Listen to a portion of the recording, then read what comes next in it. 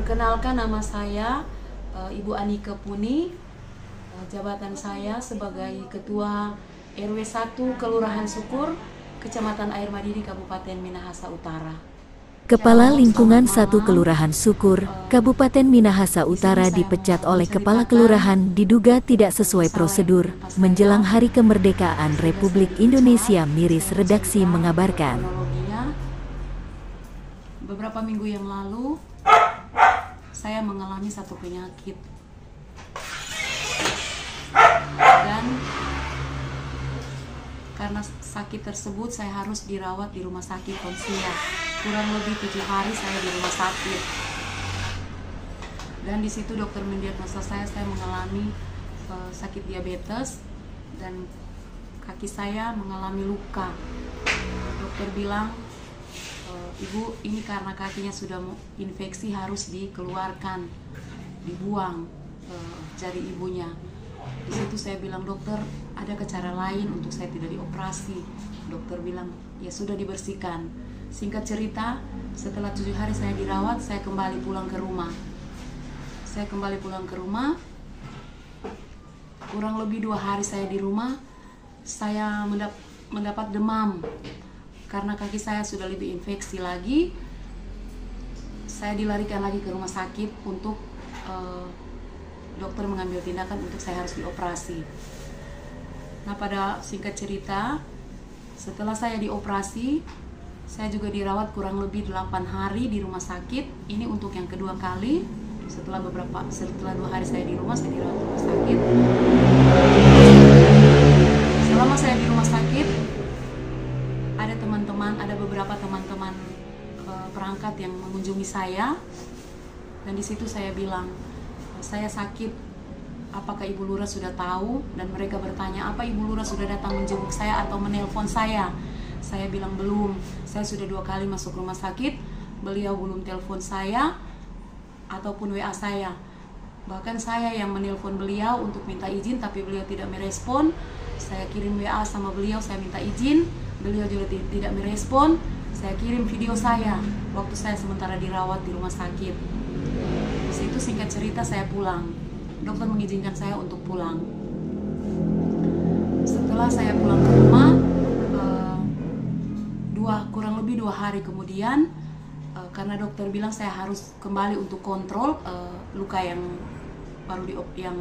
sudah dioperasi itu selama seminggu, itu kurang lebih seminggu, saya disuruh balik untuk kontrol ke rumah sakit. Namun karena ada satu dan lain hal yang saya harus urus, saya mampir dulu di tempat lain. Kebetulan waktu itu di Bank BRI karena ada urusan bersama suami saya di situ. Tiba-tiba teman perangkat saya menelpon saya. Dia bilang, Pala, ada di mana? Saya bilang, saya ada di luar, saya sementara di bank. Habis dari sini saya mau kontrol ke rumah sakit. Terus teman saya bilang, jangan dulu ke situ karena sekarang ini kami ada di rumah kamu bersama dengan beberapa staf kantor dan juga Ibu Lurah dan teman-teman perangkat. Di situ saya merasa senang karena saya bilang, oh Tuhan, terima kasih. Akhirnya Ibu Lurah mau menjenguk saya. Saya dengan senang hati saya bilang ke suami saya, ayo cepat-cepat kita urus urusan kita dan kita sesegera mungkin kita pulang ke rumah. Karena di rumah sudah ada yang menunggu, ada Ibu Lurah dan teman-teman perangkat serta ada 2 orang staf kantor.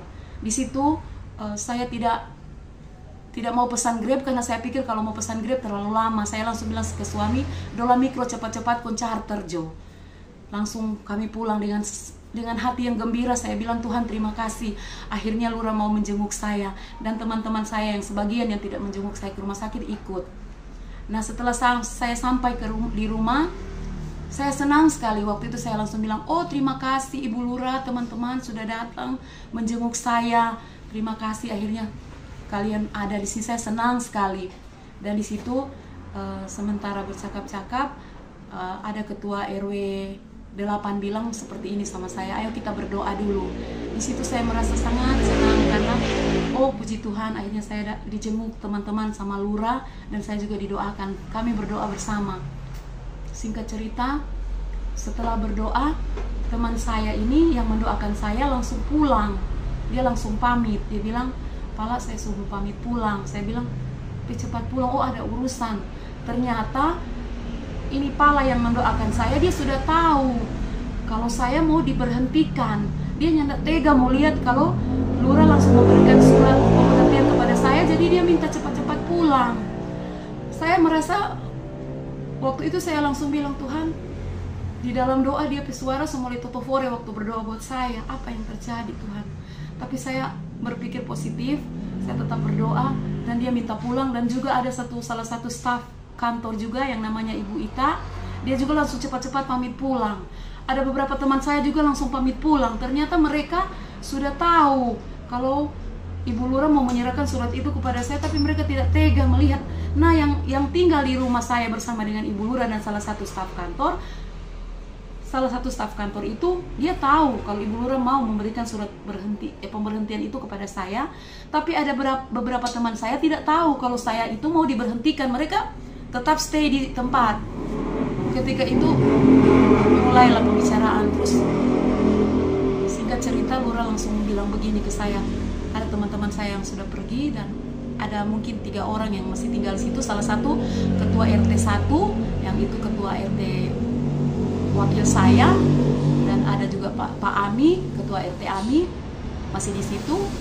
Dan di situ Lurah sampaikan kepada saya, dia bilang begini, Pala istirahat Jo.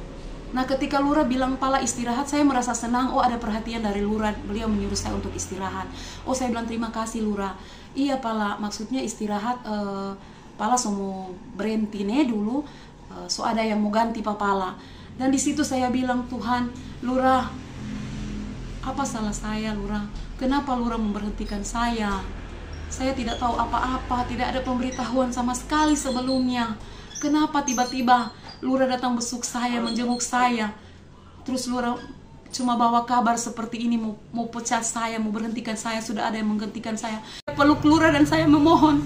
Saya katakan, Lurah, tolong jangan pecat saya. Saya janji Lurah, minggu depan saya semua masuk kantor Lurah. Lurah, saya sakit, saya mohon jangan pecat saya Lurah. Apa salah saya sehingga Lurah mau pecat saya? Dia bilang, katanya saya sakit, saya harus istirahat. Tapi kenapa harus dipecat Lurah? Selama ini kan saya tetap bekerja, sekalipun saya sakit, melalui handphone saya tetap koordinasi, saya tetap mengawasi setiap pekerjaan dari kedua RT saya, dan suami saya juga ikut mendukung, membantu saya di lapangan. Tapi kenapa Lurah memberhentikan saya dengan cara seperti ini? Saya sakit Lurah, tolong jangan berhentikan saya. Beliau tetap kekeh dan tidak mau mendengarkan saya. Dia bilang berhenti karena alasan beliau sudah mau 17 Agustus, banyak kegiatan. Saya bilang saya mampu Lurah, kalau cuma kegiatan bersih-bersih saya mampu, kegiatan apapun di lingkungan saya mampu Lurah. Selama saya bukan sakit, tangan saya tidak sakit, mulut saya tidak sakit, telinga saya tidak sakit. Yang sakit cuma karena masih ada luka di kaki, tapi saya masih bisa ngomong, masih bisa lewat telepon saya bekerja. Tapi Lurah tidak mau mendengarkan apa yang saya katakan. Saya sudah memohon, Lurah tolong jangan pecat saya. Saya mendedikasikan hidup saya selama 7 tahun dan ini yang saya dapat. Kenapa Lurah pecat saya dengan cara seperti ini? Tidak memperingatkan saya sebelumnya atau memberikan saya surat, memanggil saya dan menanyakan saya masih mampu bekerja atau tidak. Lurah datang menjenguk saya, malah Lurah cuma memecat saya. Dan di situ saya shock. Lurah langsung setelah memberikan surat pemberhentian, Lurah langsung kembali ke kantor, pulang bersama teman-teman. Dan di situ saya sendiri karena pada hari itu hari Senin. Saya ingat anak saya yang paling kecil sudah pergi ke sekolah dan anak saya yang besar juga sudah pergi bekerja. Suami saya juga pergi bekerja, jadi di rumah saya memang sendiri. Saya pegang surat yang diberikan oleh Lurah itu. Dengan tangan yang gemetar saya masuk ke rumah, saya tutup pintu, saya masuk ke dalam kamar, saya tutup pintu dan saya berdoa.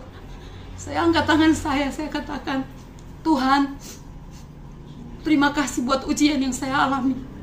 Saya sakit, saya tetap mengucap syukur Tuhan. Semua yang saya alami saya bersyukur, ini atas izin Tuhan. Saya pun menerima surat pemberhentian ini. Saya tetap mengucap syukur Tuhan. Sambil berdoa saya katakan, Tuhan, kalau Tuhan izinkan saya mengalami hal ini, kuatkan saya Tuhan, mampukan saya.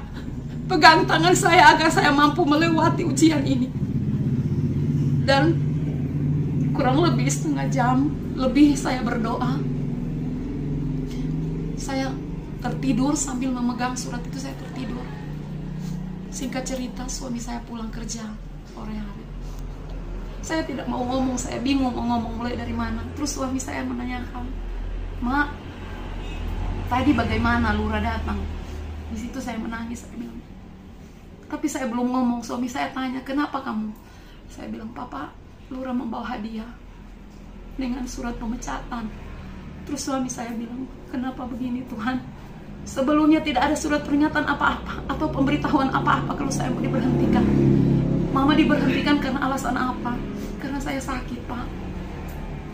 Dan di situ saya mulai berbincang dengan suami saya. Kaki saya dibersihkan.